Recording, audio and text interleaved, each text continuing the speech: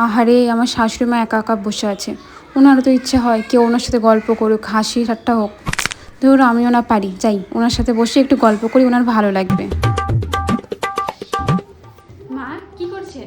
আমি যখন বৌমা ছিলাম কখনোই আমার শাশুড়ির পাশে বসতাম না, পাশে তো দূরের কথা, ওনার ছাও পাড়াতাম না।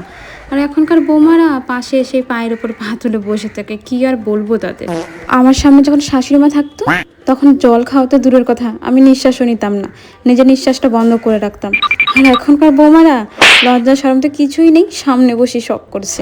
জানো তো বৌমা, মুখার্জি বাড়ির বউকে দেখে এলাম, গা ভর্তি গয়না পরে আছে। আর তোমাকে দেখো, হাতে দুটো শাখা পলা, না কানের না মালা না কিছু, আর সিঁদুরও পরেছো যেটা দেখাও যাচ্ছে না এতটুকু। আমার ছেলেটা তো একটা গাধা, কিন্তু তুমি তো অনেক বুদ্ধিমতী। তাহলে তোমাদের বিয়ে 4 বছর হলো, একটা বাচ্চা নিয়ে নাও। আর কত দেরি করবা, বাবুকে বলে নিয়ে নাও একটা বাচ্চা, বুঝলা? আর যাব না বেগুন তুলিতে।